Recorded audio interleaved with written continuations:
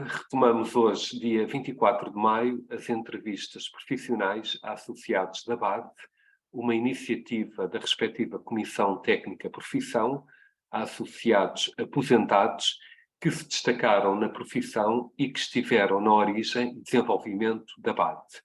Deste modo, pretende-se contar a história de vida de distintos profissionais que criaram e pertenceram a esta associação à beira de fazer 50 anos. Foi sendo construída pelas iniciativas e decisões destes associados, hoje com a entrevista ao Dr. Luís Cabral. Antes de iniciarmos esta entrevista, em meu nome e da BAD, quero agradecer de forma imediata e absolutamente entusiástica como aceitou este convite e dar-te conta do imenso prazer e orgulho que sinto por poder efetuar-te a mesma. Muito obrigado. Dr. Luís Cabral, a primeira questão que gostaria de colocar é como é que foi o seu primeiro contacto com o mundo das bibliotecas? Bem, o meu primeiro contacto não foi propriamente com bibliotecas, mas com livros, em casa. Em minha casa não havia nenhuma biblioteca, mas enfim, havia alguns livros, algumas revistas e jornais, e foi aí. Mais tarde, um pouco mais tarde, já adolescente, pelos meus 14 anos, comprei, na infância, aqueles livros da Majora, que eu recordo ainda, de ordená-los, ler, etc., para esses príncipes e princesas, alguns contos populares coligidos por Fernando Pires de Lima. Mais tarde, então, já na adolescência, pelos meus 14 anos, fui a primeira vez a uma livraria com a minha mãe e comprou-me ela 2 livros que eu escolhi. Um, que tenho esses 2 livros por acaso, um era uma biografia de Miguel Ângelo e outro era um livro biográfico também sobre o Conde Duque de Olivares, do Gregório Maranhão. Tive esses livros, portanto, e mais tarde a história universal do Herbert George Wells, essa já li com mais dificuldade. As outras deixem estar, serviram-me também no colégio para fazer uns pequenos artigos para o jornal escolar, uma coisa sem importância, mas enfim, era um certo tempo. Mais tarde, então, bibliotecas. A Biblioteca da Faculdade de Letras, pelos 17 anos, quando fui para o primeiro ano, que era uma biblioteca muito peculiar, muito especial, muito diferente do que é hoje a Biblioteca da Faculdade de Letras do Porto. Era uma biblioteca que tinha, por exemplo, tinha os livros num cubículo, tinha os livros mais recentes por tratar, empilhados, e eram-nos dados por um contínuo, quando não estavam requisitados por professores. Depois, a Biblioteca Pública Municipal do Porto, como utilizador e leitor domiciliário, e passado um certo tempo, poucos meses, meteu-se na cabeça saber como era isso de biblioteca, se havia algum curso, se não havia, e telefonei para a Biblioteca Pública e fui lá, eu tinha na altura 17 anos, 18, estava no segundo ano de Românicas, e quem me saiu a atender? O Dr. Manuel Real, nosso colega Manuel Real, que, otimista como ele já nessa altura era, me falou bastante sobre o futuro das bibliotecas, que ele achava que, enfim, que o futuro era, de certa maneira, risonho, e me explicou as condições do curso bibliotecário. O curso esse que eu me inscrevi em setembro seguinte, e comecei depois em Coimbra. E é isto, o meu primeiro contacto com as bibliotecas foi este. Depois, mais tarde, ingressei na biblioteca, mas isso é uma outra fase. Fale-nos do início da sua carreira como bibliotecário da Biblioteca Pública Municipal do Porto, que acabou de referir, em 1974, de que foi diretor entre 1986 e 2000. Que balanço faz de 26 anos de ligação a este serviço de informação, 14 dos quais à frente dos seus destinos? Sente que tenha ficado algo por realizar na sua passagem pela mesma? Ora bem, eu entrei para a biblioteca em fevereiro de 1974 e fui colocado nos serviços de catalogação, onde trabalhei muitos anos com a minha colega Benilde Pinho. O que recordo desse trabalho nessa secção, que foi de uns longos anos, recordo a preocupação que nós tínhamos com o tratamento permanente e atualizado, rápido, do depósito legal, os trabalhos de recatalogação do fundo antigo, de conversão de catálogos, essencialmente isso, e um trabalho que foi um trabalho imenso, que foi reordenar a totalidade do catálogo, do fecheiro, catálogo em fecheiro, que era uma coisa extensa e que procuramos pô-lo em ordem, porque aquilo estava numa desordem total, uma anarquia total. Isso foi, portanto, o início da carreira. O balanço que eu faço destes 26 anos que tive na biblioteca, 14 como diretor, é naturalmente um balanço positivo. Eu diria até sem falsa modéstia, um balanço bastante positivo, ou muito positivo. Disso não tenho qualquer dúvida. Agora, o que ficou por fazer? Sempre ficam coisas por fazer. Neste caso, ficaram muitas coisas por fazer. Muitas foram feitas, mas muitas ficaram por fazer. Eu destacaria, talvez, a que me doeu mais não ter tido o andamento que devia, foi a questão da expansão do edifício da Biblioteca Pública. Isso de um lado, e outro, a criação de uma rede de bibliotecas na cidade, bibliotecas públicas na cidade. Essa está no tinteiro e estou convencido que irá estar muito tempo. Quanto à expansão da biblioteca, do edifício da biblioteca, vai avançar agora, entrar em grandes obras de requalificação e modernização da biblioteca, embora é uma coisa que eu vejo com agrado, embora este processo tenha agora, ao fim de 1 a 2 gerações, alguma conclusão. Mas temos que ter esperança que as coisas decorram nos próximos 5 anos bem, para que a biblioteca esteja atualizada. Entre 2000 e 2018, ano em que se aposentou, foi assessor da Direção Municipal da Cultura do Porto. Fale-nos um pouco das funções que desenvolveu nessa qualidade. Ora bem, a minha ida para a direção, o assessor naturalmente substituía a diretora ou o diretor, conforme as alturas, e destaco, talvez, por um lado, as exposições, promoção de exposições, produção de concertos, conferências, etc.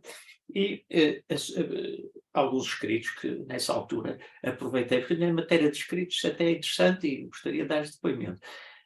Nós, bibliotecários, se estamos a trabalhar com livros e com as pessoas, portanto, se somos bibliotecários, temos relativamente pouco tempo disponível para escrever. E eu, dos 16 anos que estive na biblioteca como diretor, eu praticamente não escrevi coisas fora do âmbito estrito da biblioteca, das bibliotecas. Quase que à força estes, porque a sobrecarga de trabalho era muita. Portanto, posteriormente, quando fui para a direção de cultura, confesso que fiquei um pouco mais livre dessa pressão e pude dedicar-me a alguma escrita. Portanto, é isto que eu distingo também na direção, na assessoria da direção, pareceres, opiniões, enfim, pareceres, uns escritos, outros não, que dava sobre vários assuntos respeitantes a bibliotecas, arquivos ou museus. Do seu currículo destacam-se como de maior relevância as áreas de gestão de instituições públicas, estudos e projetos culturais, obras e equipamentos, a organização de exposições, nomeadamente sobre Júlio Diniz, Eça de Queiroz, Camilo, Cláudio Carneiro, Miguel Torga, Almeida Garrett, manuscritos de Santa Cruz de Coimbra, História do Porto, descobrimentos, etc.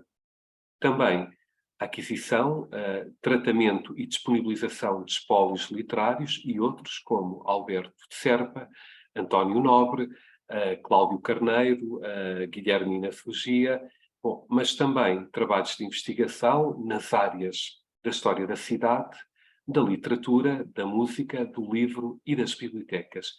O que nos pode dizer sobre estas iniciativas e projetos tão estruturantes, das dificuldades ao impacto que tiveram? Olha, eu vou destacar só 2, como sendo os mais importantes, não quer dizer que não houvesse outros igualmente interessantes. Primeiro, o assunto é Santa Cruz de Coimbra, a Livraria de Mão de Santa Cruz de Coimbra. É o fundo mais precioso da biblioteca, um dos 2 fundos medievais, bibliotecas medievais portuguesas, o outro é a Biblioteca de Alcobaça, na Biblioteca Nacional. E então, por ocasião do 8º centenário de Santo António, surgiu a possibilidade, e mesmo material, de se organizar. E foi o que se fez, produzir o catálogo da Livraria de Mão Santa Cruz de Coimbra. Isso foi feito com uma equipe da Faculdade de Letras do Porto. Considero que foi um passo em frente, grande, e que esse catálogo, esse livro, é a publicação mais importante que teve a Biblioteca Pública Municipal de Porto ao longo dos anos todos, os seus 170 ou 180 anos. O outro que destacava também, isso foi em 98, destacava em 88, portanto 10 anos antes, a aquisição da coleção de manuscritos do poeta Alberto Serpa. Foi uma operação de monta, ao abrigo da lei do mecenato, em que contamos com o apoio de uma série de entidades, bancos, etc., também da Secretaria de Estado da Cultura e também da própria Câmara. Foi uma versão realmente de um montante elevado, foi até na altura, na época, a maior operação de compra de manuscritos literários em Portugal. Pertenceu a diversos conselhos e comissões especializadas, como o Conselho Superior de Bibliotecas e, entre outras, integrou a Comissão Executiva do 5º Centenário do primeiro livro impresso em Portugal e as Comissões Nacionais dos Centenários de Camilo Castelo Branco e de Almeida Garrett. O que nos pode dizer sobre estas experiências? Olha, eu acho que é muito importante o alargamento da ação da biblioteca para fora das suas fronteiras mais limitadas. E assim, por inerência, por convites, por iniciativa da Câmara, eu integrei realmente várias comissões e grupos de trabalho. Distingo a Comissão de Almeida Garrett porque a considero exemplar. A Comissão Nacional de Almeida Garrett, do Bicentenário de Garrett, era constituída só por 3 pessoas. O professor Carlos Reis, diretor da Biblioteca Nacional, a professora Ofélia Paiva Monteiro, da Universidade de Coimbra, e eu próprio. Foi uma comissão que funcionou lindamente, porque éramos só 3. Isto é uma coisa altamente significativa. Por vezes as comissões têm muitíssima gente e as coisas são confusas. Pudemos, do orçamento, retirar uma fatia bastante significativa que foi aplicada numa coisa que ficou, que foi a reformulação da Sala Garrett na Faculdade de Letras de Coimbra. Portanto, cito só este caso da Comissão de Garrett, como podia ser a de Camilo ou outra qualquer. Qual a percepção que nessa época, em meados dos anos 70, existia da profissão de bibliotecário, mas também qual a percepção que os bibliotecários tinham da sua profissão e, envolvendo esta dinâmica, qual era a percepção que os bibliotecários achavam que as pessoas tinham deles? Ou seja, numa frase, qual a valorização da profissão à época?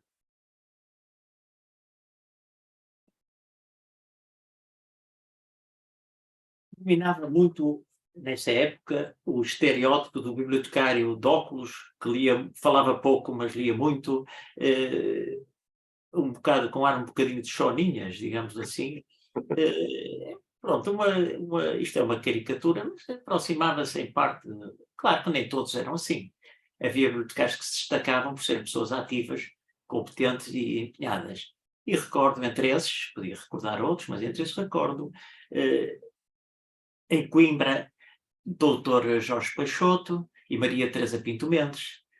No Porto, recordo Maria Fernanda de Brito, que era da biblioteca e foi minha antecessora na direção, e recordo também Maria Irmelinda Velasco Soares, que era a bibliotecária da Faculdade de Medicina. E em Lisboa, o Dr. Adriano Andrade, às vezes figura um bocado esquecida, mas que eu considero muito importante, a Manuela Cruzeiro e, é claro, a Maria José Moura. Nem de propósito, passamos agora para a sua ligação à ABAD, de que é o associado número 152.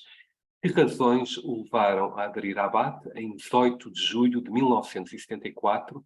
O que encontrou quando se associou e, como associado, que mantém um vínculo à ABAD, qual a perspectiva, a relação que atualmente tem da associação? Tornei-me sócio em 1973 por incitamento do Dr. Jorge Peixoto. Ele tinha por costume explicar que havia uma associação, aliás, recém-criada, e eu entrei em julho de 74. Portanto, no fim do primeiro ano, uma altura em que fazíamos um pequeno estágio na Biblioteca Geral, que encontrei uma associação jovem e muito aguerrida, muito determinada nas suas disposições, nas suas reivindicações. Ao tempo, a BAD realmente tinha essa marca, esse carisma, e que eu apreciei e que se foi mantendo. A profissão tinha uma valorização muito, muito baixa junto do público, dos leitores, e era efetivamente, do ponto de vista objetivo, era uma classe, vamos dizer, na parte da função pública, que era a quase totalidade dos bibliotecários e arquivistas, era muito desvalorizada, não estava sequer equiparada aos técnicos do Estado, que são os técnicos superiores. Nesse tempo, a reivindicação máxima era essa, e conseguiu, e a Abade conseguiu isso. O bibliotecário, pronto, era assim um bocado, como é que dizer, mal visto como, olha, lembro-me de uma coisa, um pormenor, ridículo, mas é verdade. O bibliotecário, pelo menos no nível da administração local, ganhava um pouco mais que o coveiro municipal, portanto, era um bocado essa a situação. O que não quer dizer que em um ambiente adverso não houvesse pessoas com nível, com classe, com empenhamento, com força. Falou há pouco em Maria José Moura, considerando a marca absolutamente indelével que a mesma nos deixou, que recordações guarda desta associada e profissional de excelência que esteve presente na vida da associação de uma forma tão marcante? Olha, era uma pessoa com uma energia, um entusiasmo muito grande, que ela própria que transmitia aos outros. E era uma pessoa extremamente empenhada nas causas das bibliotecas públicas e não só. Tem uma importante e diversificada obra publicada, desde logo coordenando e sendo autor de notas prévias dos catálogos de diversas exposições que organizou, bem como de outras publicações culturais da Câmara Municipal do Porto.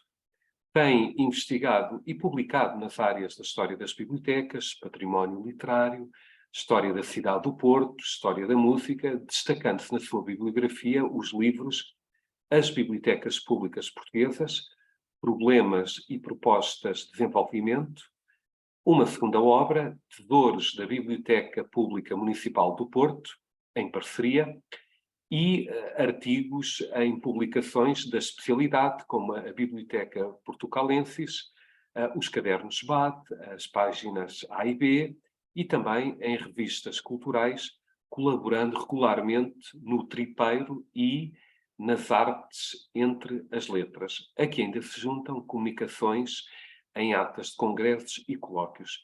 Entre os seus trabalhos publicados, que títulos gostaria de destacar e quais as razões dessa escolha? Bem, vou destacar três. O trabalho que foi editado pela INAPA, o Tesouros da Biblioteca Pública Municipal de Porto, que eu fiz com muito gosto e com muito esforço em 1999, em parceria com a nossa colega Maria Adelaide Meireles, que está há muitos anos no Arquivo Histórico e depois passou para a Biblioteca Pública. É uma obra de fundo sobre os fundos da biblioteca e que contém relativamente extensa história da biblioteca, o apontamento sobre a história da Biblioteca do Porto. Em segundo lugar, destacaria a obra, o livrinho As Bibliotecas Públicas Portuguesas, Problemas e Perspectivas de Evolução, editado pela Afrontamento também em 99, e que resume o meu pensamento sobre as bibliotecas, e que foi feito um bocado como consequência da minha estadia em Leeds, a fazer um mestrado de economia, e claro, essa experiência cruzada sobretudo com a nossa realidade, e portanto distingue-se. O terceiro lugar, muito mais recente, coisa de meia dúzia de anos, uma comunicação que fiz para um colóquio em Oxford sobre a extinção das ordens religiosas e as bibliotecas portuguesas, ou as bibliotecas portuguesas e a extinção das ordens religiosas. E acho que essas três chegam, embora houvesse muita coisa provavelmente a falar sobre bibliotecas e sobre as áreas também pelas quais me tenho interessado. Em paralelo com a sua atividade profissional, também desenvolveu uma notável atividade docente e formativa, nomeadamente no primeiro caso, como docente, entre 1983 e 86, dos cursos de especialização em ciências documentais nas faculdades de letras das universidades de Coimbra e do Porto. No que respeita à sua atividade formativa, foi monitor, nos anos 80, dos primeiros cursos realizados no Porto, nomeadamente os cursos técnicos auxiliares BAD. Que balanço faz desta vasta e muito importante atividade docente e formativa, científica e técnica, falando-nos também da realização, referiu há pouco, do Master of Arts in Librarianship, na Universidade de Leeds, em Inglaterra, o que à época não era nada frequente, bem pelo contrário, para os bibliotecários portugueses. Começo pelos cursos de técnicos auxiliares, realmente 83, 81, 83 e 84. Portanto, nesse período, princípios dos anos 80. Foram, de facto, os 3 primeiros cursos. Foi um esforço enorme da minha parte e dos meus colegas, naturalmente, para fazer esses primeiros cursos. Foram os primeiros cursos organizados aqui no Norte. Até aí não havia qualquer formação específica para técnicos adjuntos ou auxiliares, na altura, chamados. Realmente formaram-se umas dezenas deles, que muitos foram para a Biblioteca do Porto, mas muitos foram para outras entidades, universidades, etc., e bibliotecas públicas. Isso foi, de facto, um momento de grande esforço da associação, através de nós. Os cursos de especialização em ciências documentais, eu dei colaboração, como aliás estava previsto, em 83, 84, 85, primeiro em Coimbra, nos 2 primeiros anos de instalação desse novo curso, e depois no Porto, também os 2 primeiros anos de instalação do curso no Porto, no ano seguinte. Fiz isso porque me tinha comprometido, embora já com um grande esforço, porque estava já muito sobrecarregado e empenhado na biblioteca pública.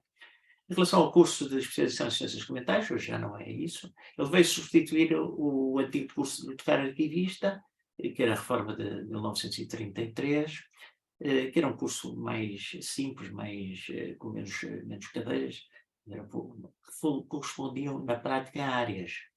É curioso, por exemplo, a biblioteca nós tínhamos só uma cadeira que se chamava Bibliologia e Biblioteconomia, e aquilo cobria a parte de coisa. Antes era assim, não prestava. Depende, muito mais importante, muitas vezes, do que os programas, ou que está nos programas, é a qualidade dos professores e o empenhamento dos alunos.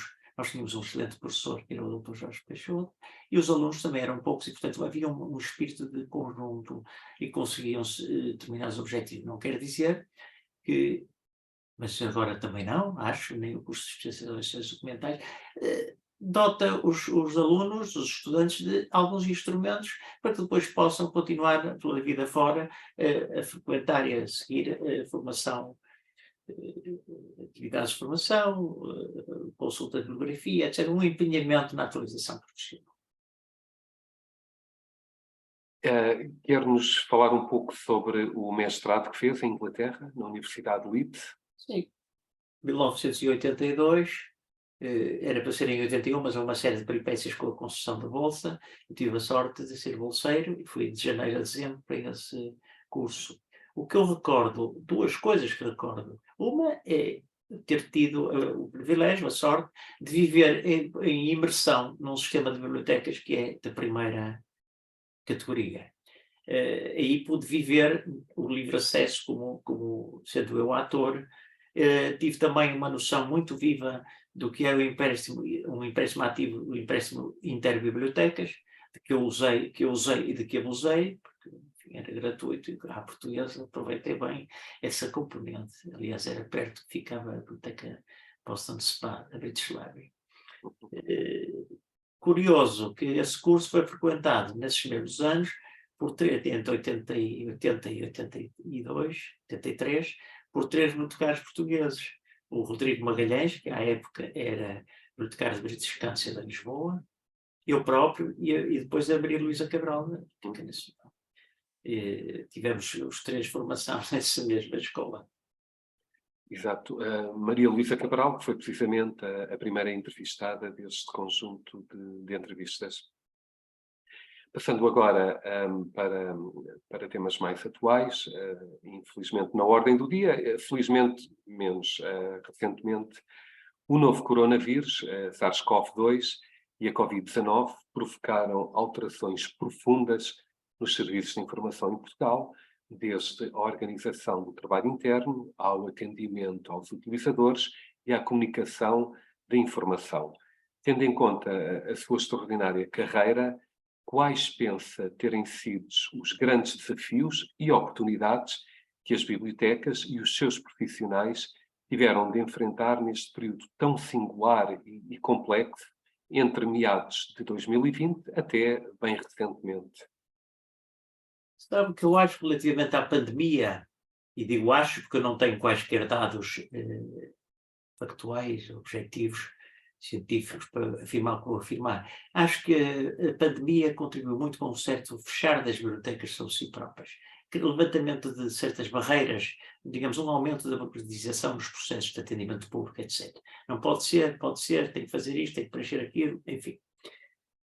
Fecharam-se. Hoje, neste tempo de pós-pandemia, é tempo de repensar as bibliotecas públicas, no meu caso.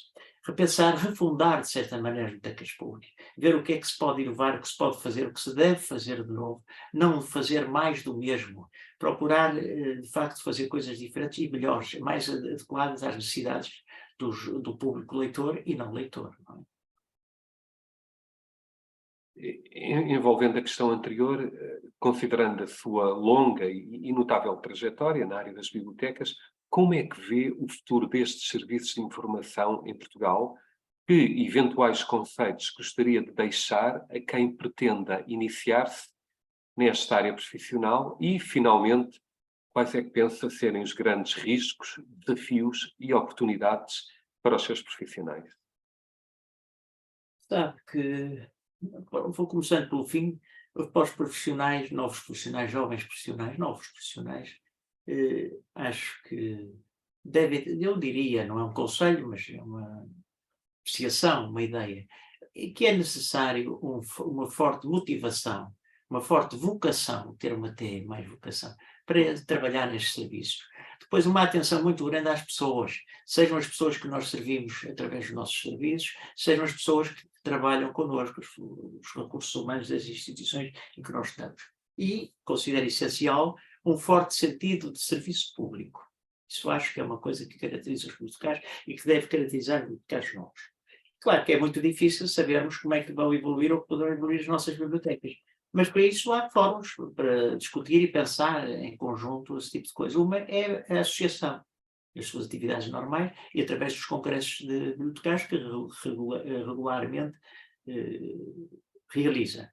Outra instância que seria boa, que será boa, é certamente boa, para refletir sobre os fins e objetivos das bibliotecas, programas, etc., é o próprio Conselho Nacional de Cultura, que absorveu o Conselho Superior de Bibliotecas Portuguesas. Não tem este Conselho reunido com regularidade, mas é uma instância, talvez uma instância consultiva do Governo, a instância mais importante onde se pode ou se deve discutir, pensar,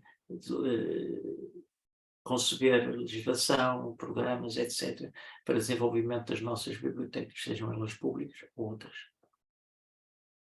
Uma derradeira questão: o que nos pode dizer sobre os seus projetos em curso, dando-nos conta, entre outros aspectos, das organizações de que é membro dos respectivos conceitos, mas também perguntei, portanto, projetos em curso, mas também eventuais projetos futuros. Olha, organizações de que eu sou membro, atualmente é apenas a Fundação Júlio Rezende, que eu estou a nível individual. As outras que eu estava, como o Conservatório de Música, por exemplo, era em representação da Câmara, portanto, cessou com a minha aposentação. O que me perguntava mais nesta altura... Projetos. projetos, sim, projetos, ainda são alguns, ou são alguns, escreveram algumas coisas, e na área da história da música e da história das bibliotecas. Essencialmente o que eu tenho como projeto para os próximos anos, enquanto Deus me der vida e saúde, eu penso poder dedicar-me a essas duas áreas com uma liberdade, com uma disponibilidade de tempo que nunca tive, não é? De qualquer maneira, é importante nós também, quando estamos aposentados, mantermos atividade. Na área profissional, não prevejo assim nada de especial, embora esteja, isso é importante deixá-lo aqui expresso, eu estou inteiramente disponível entre os colegas mais novos para qualquer coisa que entendam necessária e conveniente. Muito obrigado. Obrigado, eu. Dr. Luís Cabral, passámos em revista as questões que te coloquei. Diga-me, por favor, de alguma outra questão, algum outro assunto que gostaria de acrescentar relativamente ao que foi dito, ou não, portanto, penso que vimos tudo, portanto, não sei se quer fazer algum comentário final.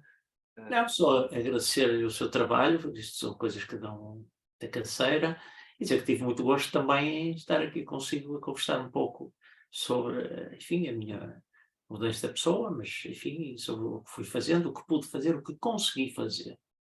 Às vezes Ah, nisso.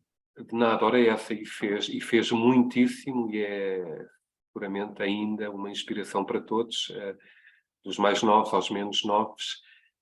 Desta forma, terminamos a entrevista ao Dr. Luís Cabral, em nome da BAD e da Comissão Técnica Profissão, Conselho Nacional 2021-2023.